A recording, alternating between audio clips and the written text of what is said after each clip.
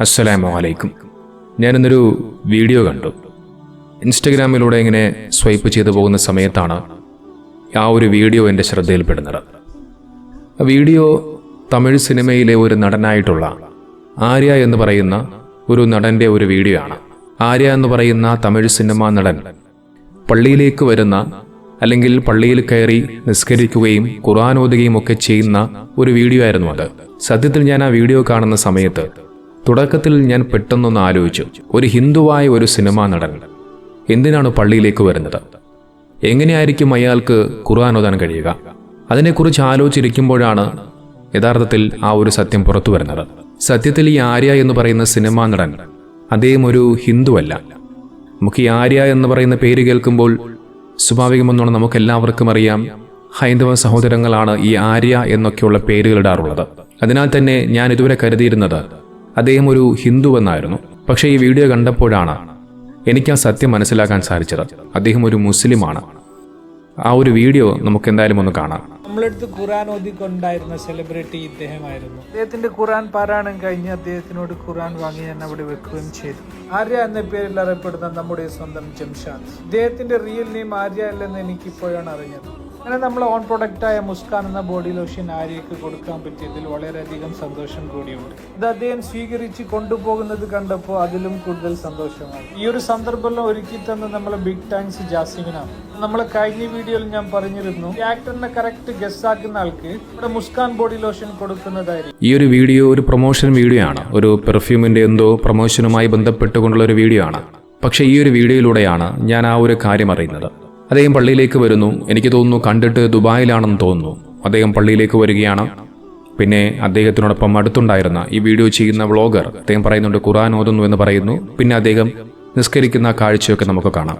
ഇദ്ദേഹത്തിന്റെ യഥാർത്ഥ പേര് ജംഷാദ് സേതിരക്കത്ത് എന്നാണ് അറിയാൻ സാധിച്ചത്. മാത്രവുമല്ല ഇദ്ദേഹം ഒരു മലയാളി കൂടിയാണ്. വിക്കിപീഡിയ അനുസരിച്ച് ഈ ആര്യ എന്ന് പറയുന്ന ഈ സിനിമാ നടന്റെ ഡീറ്റെയിൽസ് എന്ന് പറയുന്നത് 1980 ഡിസംബർ 11 കേരളത്തിലെ കാസർഗോഡ് ജില്ലയിലെ തൃക്കരിപ്പൂരിൽ ജനിച്ചുവെന്നാണ്. നമുക്കറിയാം ഈ സിനിമാ നടന്മാർ അവർ സിനിമയിൽ ഒരു സ്റ്റാർഡം ഉണ്ടായിക്കഴിഞ്ഞാൽ അവരുടെ പേരുകളിൽ അവർ വ്യത്യാസം ഉണ്ടാക്കാൻ ശ്രമിക്കാറുണ്ട്. ഇപ്പോൾ ഉദാഹരണത്തിന് മുഹമ്മദ് കുട്ടി മമ്മൂട്ടി ആയതുപോലെ മമ്മൂട്ടി എന്ന് പറയുന്ന സിനിമാ നടന്റെ യഥാർത്ഥ പേരെന്ന് പറയുന്നത് മുഹമ്മദ് കുട്ടിയാണ്. പിന്നീട് അദ്ദേഹം സിനിമയിലേക്ക് വന്ന് വലിയ രീതിയിൽ പ്രശസ്തനായപ്പോൾ ഒരു സ്റ്റാർ ലെവലിലേക്ക് എത്തിയപ്പോൾ അദ്ദേഹം മുഹമ്മദ് കുട്ടി എന്ന് പറയുന്ന പേര് മാറ്റി അതിൽ കുറച്ച് മാറ്റങ്ങൾ വരുത്തി മമ്മൂട്ടി എന്നാക്കി മാറ്റുകയാണ്. ഒട്ടുമിക്ക സിനിമാ നടന്മാരും അത്തരത്തിൽ പേരുകളൊക്കെ മാറ്റാറുണ്ട്. അത്തരത്തിലാണെന്ന് തോന്നുന്നു ജംഷാദ് എന്ന് പറയുന്ന ഈ ഒരു വ്യക്തി പിന്നീട് തമിഴ് സിനിമയിലേക്ക് കയറിയപ്പോൾ ആര്യ എന്നാക്കി മാറ്റിയത്. നോക്കൂ, ആ ഒരു സിനിമാ നടൻ, അത്രയും സെലിബ്രിറ്റിയുള്ള ഒരു സിനിമാ നടൻ പള്ളിയിലേക്ക് വരുന്ന സമയത്ത് ഒരു സാധാരണക്കാരനെ പോലെ വരികയും അവിടെ പള്ളിക്കകത്ത് ഒരു സാധാരണക്കാരനെ പോലെ ഇരിക്കുകയും അവിടെ ഇരുന്നു കൊണ്ട് ഖുർആൻ പാരായണം ചെയ്യുകയും നിസ്കരിക്കുകയും പിന്നെ അതുപോലെ തിരിച്ചു പോവുകയും ചെയ്യുന്നു. ഇവിടെ മനോഹരമായ ഒരു ഇസ്ലാമിൻ്റെ സൗന്ദര്യം നമുക്ക് മനസ്സിലാക്കാൻ സാധിക്കും. ആ ഇസ്ലാമിൻ്റെ സൗന്ദര്യത്തെക്കുറിച്ച് പറയാൻ വേണ്ടിയാണ് ഞാൻ ഈ ഒരു വീഡിയോ ജസ്റ്റ് ഒരു ഉദാഹരണമാക്കി എടുത്തുകൊണ്ട് ഈ വീഡിയോ ചെയ്യാൻ തീരുമാനിച്ചത്. നോക്കൂ, ആര്യ എന്ന് പറയുന്ന ഈ ഒരു സിനിമാ നടൻ വലിയൊരു സെലിബ്രിറ്റി മറ്റേതെങ്കിലും ഒരു പരിപാടിയിലോ അല്ലെങ്കിൽ മറ്റേതെങ്കിലുമൊക്കെ വേദികളിലോ ആണ് പങ്കെടുക്കുന്നത് എങ്കിൽ എന്തായിരിക്കും അവസ്ഥ? അദ്ദേഹത്തോടൊപ്പം ഫോട്ടോ എടുക്കാൻ അല്ലെങ്കിൽ അദ്ദേഹത്തിനെ ഒന്ന് കാണാൻ വേണ്ടി ആളുകൾ ഇങ്ങനെ തടിച്ചുകൂടും. അദ്ദേഹത്തിന് പ്രത്യേക സംവിധാനങ്ങളുണ്ടാകും. അദ്ദേഹത്തിന് അടുത്തേക്ക് ബോഡി ഗാർഡുകളും സെക്യൂരിറ്റികളും ഒക്കെ ഉണ്ടാകും. പക്ഷെ പള്ളിയിലേക്ക് ഒരു മനുഷ്യന് കടന്നു വരുമ്പോൾ അവിടെ എല്ലാവരും തുല്യരാണ്. അവിടെ സിനിമാ നടനാണെന്നോ സെലിബ്രിറ്റി ആണെന്നോ അല്ലെങ്കിൽ പണക്കാരനാണെന്നോ പാവപ്പെട്ടവനാണെന്നോ കറുത്തവനാണെന്നോ വെളുത്തവനാണെന്നോ അങ്ങനെ ഒരു വ്യത്യാസവുമില്ലാതെ എല്ലാവരും മനുഷ്യരാണ്, എല്ലാവരും തുല്യരാണ് എന്ന് പറയുന്ന ആ മനോഹാരിതയാണ് ഇസ്ലാം എന്ന് പറയുന്നത് എന്ന് നമുക്കിതിലൂടെ മനസ്സിലാക്കുവാൻ സാധിക്കും. അള്ളാഹുവിൻ്റെ ഭവനത്തിലേക്ക് കയറി അള്ളാഹുവിന് വേണ്ടി പ്രാർത്ഥിക്കുമ്പോൾ സുജൂദ് ചെയ്യുമ്പോൾ അവിടെ അള്ളാഹുവിന് മുമ്പിൽ എല്ലാ മനുഷ്യരും തുല്യരാണ്. നമുക്കറിയാം മമ്മൂട്ടി എന്ന് പറയുന്ന മലയാളത്തിലെ പ്രശസ്തനായ ഒരു സിനിമാ നടൻ. അദ്ദേഹം ഒന്ന് റോഡിലേക്ക് ഇറങ്ങിക്കഴിഞ്ഞാൽ അദ്ദേഹത്തിനെ കാണാൻ വേണ്ടി ആളുകൾ തിക്കും തിരക്കും കൂട്ടാറുണ്ട്. അയാളുടെ അടുത്തേക്ക് ചെന്നുകൊണ്ടൊരു ഫോട്ടോ എടുക്കാൻ വേണ്ടി ധൃതി കൂട്ടാറുണ്ട്. പക്ഷെ അദ്ദേഹം പള്ളിയിലേക്ക് വരാറുണ്ട് നിസ്കരിക്കാൻ. അത്തരത്തിൽ പള്ളിയിലേക്ക് നിസ്കരിക്കാൻ വരുന്ന സമയത്ത് അദ്ദേഹം മറ്റുള്ള എല്ലാ സാധാരണക്കാരനെ പോലെയും മറ്റുള്ളവരെ പോലെ അദ്ദേഹം ഇരുന്നു കൊണ്ട് നിസ്കരിച്ചു പോകുന്ന കാഴ്ചയാണുള്ളത്. ഇതൊരു സെലിബ്രിറ്റി ആയതുകൊണ്ട് പ്രത്യേക ഇരിപ്പിടങ്ങളോ പ്രത്യേക സംവിധാനങ്ങളോ ഒന്നും തന്നെയില്ല. എല്ലാവരും തറയിൽ ഇരിക്കുന്നത് പോലെ മമ്മൂട്ടിയും ഇരിക്കേണ്ടി വരും. അതാണ് ഇസ്ലാമിൻ്റെ തുല്യനീതി എന്ന് പറയുന്നത്. അവിടെയാണ് ഇസ്ലാമിൻ്റെ മനോഹാരിത എന്ന് പറയുന്നത്. കറുകറുത്ത ബിലാൽ റളിയല്ലാഹു അൻഹുവിനെയും വെളുവെളുത്ത സൽമാൻ ഫാരിസ് റളിയല്ലാഹു അൻഹുവിനെയും ചേർത്ത് പിടിച്ചുകൊണ്ട് കറുത്തവനും വെളുത്തവനും ഒരുപോലെയാണ് എന്ന് അള്ളാഹുവിൻ്റെ ഹബീബ് ലോകത്തോട് പഠിപ്പിച്ചിട്ടുണ്ട്. വർഗ വർണ്ണ വിവേചനത്തിനെതിരെ പോരാടിയ നേതാവായിരുന്നു അള്ളാഹുവിൻ്റെ ഹബീബ് അന്ത്യപ്രവാചകർ മുഹമ്മദ് മുസ്തഫ മുത്തുനബി സല്ലല്ലാഹു അലൈഹി വസല്ലം തങ്ങൾ. ഇസ്ലാം സ്വീകരിക്കാനായി ബിലാൽ റളിയല്ലാഹു അൻഹു റസൂലിന്റെ അടുക്കലേക്ക് പോയ രംഗമുണ്ട്. ശരീരത്തിൽ വസ്ത്രമുണ്ടോ ഇല്ലയോ എന്ന് കാണാതിരിക്കാൻ രാത്രിയാകാൻ വേണ്ടി ബിലാൽ റളിയല്ലാഹു അൻഹു കാത്തിരുന്നു. അത്രമേൽ കറുത്ത ശരീരമായിരുന്നു ബിലാൽ റളിയല്ലാഹു അൻഹുവിൻ്റേത്. അങ്ങനെ അർദ്ധരാത്രി കൂരിരുട്ടിൽ മുത്തുനബി തങ്ങളുടെ കഥകൾ മുട്ടി വിളിച്ചുകൊണ്ട് ബിലാൽ റളിയല്ലാഹു അൻഹു നബി തങ്ങളുടെ വീട്ടിലേക്ക് പ്രവേശിക്കുകയാണ്. ആരാണ് എന്ന് നബി തങ്ങൾ ചോദിച്ചപ്പോൾ ബിലാൽ റളിയല്ലാഹു അൻഹു ഞാനാണ് എന്ന് മറുപടി നൽകി. എന്തിനാണ് വന്നത് എന്ന് ചോദിക്കുമ്പോൾ ബിലാൽ റളിയല്ലാഹു അൻഹു പറയുകയാണ്, അള്ളാഹുവിൻ്റെ റസൂലെ, ഞാൻ ഇസ്ലാം സ്വീകരിക്കാൻ വന്നതാണ്. എങ്കിൽ എൻ്റെ അടുത്തേക്ക് വരൂ ബിലാൽ. ചെളിപുരണ്ട് ശരീരത്തിൽ ചാണകത്തിന്റെ ഗന്ധമുള്ള ബിലാൽ റളിയല്ലാഹു അൻഹു അടുത്തേക്ക് പോകാൻ മടിക്കുകയാണ്. വഴിയിൽ നിന്ന് കിട്ടിയ ഒരു ചാക്കിന്റെ കഷ്ണമാണ് ബിലാൽ റളിയല്ലാഹു അൻഹു നഗ്നത മറച്ചിട്ടുള്ളത്.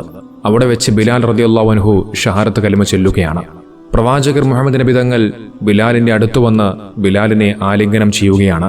അതിനെക്കുറിച്ച് ബിലാൽ റളിയല്ലാഹു അൻഹു തന്നെ പറയുന്നത് ഇങ്ങനെയാണ്: എൻ്റെ ഉമ്മ എന്നെ പ്രസവിച്ചതിന് ശേഷം എൻ്റെ ശരീരത്തെ മറ്റൊരാളുടെ ശരീരത്തോട് ഒരാളും അടുപ്പിച്ചിട്ടില്ല, മുഹമ്മദ് മുസ്തഫ സല്ലല്ലാഹു അലൈഹി വസല്ലം തങ്ങളല്ലാതെ.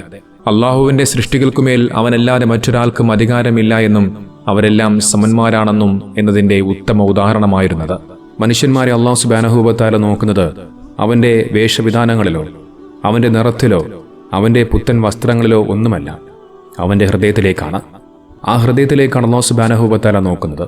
താടി വെച്ചതുകൊണ്ടും തൊപ്പി വെച്ചതുകൊണ്ടും നല്ല അത്തർഭൂഷിയ വെള്ള വസ്ത്രം ധരിച്ചതുകൊണ്ടും നാം ഒരിക്കലും ഒരു മുസ്ലിം ആവുകയില്ല.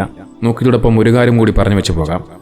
ഈ ഒരു വീഡിയോ ചെയ്യുമ്പോൾ സ്വാഭാവികമെന്നോണം നമുക്കെല്ലാവർക്കും അറിയാം, സിനിമ എന്ന് പറയുന്ന ഒരു മേഖല അത് തികച്ചും ഹറാം തന്നെയാണ്. സിനിമ എന്ന് പറയുന്ന മേഖലയെ ഹലാലാക്കി മാറ്റാൻ ചില ആളുകളൊക്കെ ശ്രമിക്കാറുണ്ട്. അതിൽ മുസ്ലിം നാമധാരികൾ പോലും ഉണ്ട് എന്നുള്ളത് നാം മനസ്സിലാക്കേണ്ടതുണ്ട്.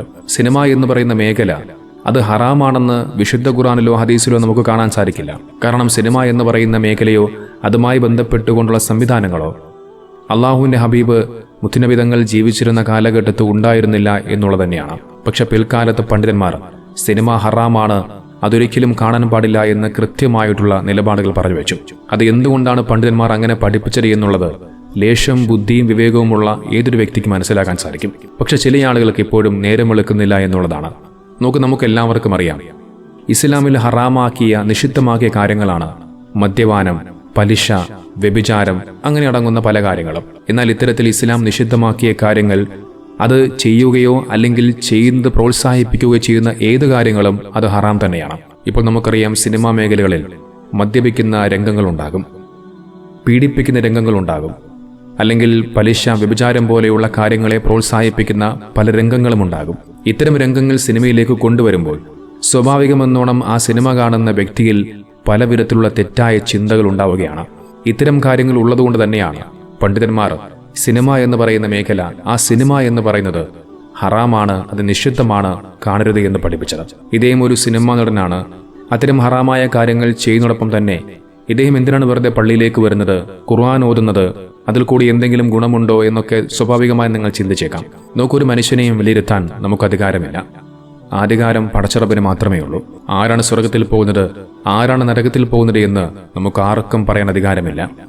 എല്ലാം റബ്ബിന്റെ നീതിയുക്തമായ തീരുമാനമാണ്. നമുക്കറിയാം, വിശന്നു വലഞ്ഞ നായക്ക് വെള്ളം കൊടുത്തതിന്റെ പേരിൽ വ്യഭിചാരിയായ ഒരു സ്ത്രീയുടെ എല്ലാ പാപങ്ങളും അള്ളാഹു പുറത്തു കൊടുത്തു എന്നുള്ള ഒരു ചരിത്രം കൂടി ഇസ്ലാമിലുണ്ട് എന്നുള്ളത് നാം മനസ്സിലാക്കേണ്ടതുണ്ട്. അതുകൊണ്ട് തന്നെ അള്ളാഹു എല്ലാം പൊറുക്കുന്നവനാണ്, അവൻ കരുണാമയനാണ്. അല്ലാഹു സുബ്ഹാനഹു വ തആല നമ്മുടെ എല്ലാ പാപങ്ങളും പുറത്തു മാപ്പാക്കി തരുമാറാകട്ടെ.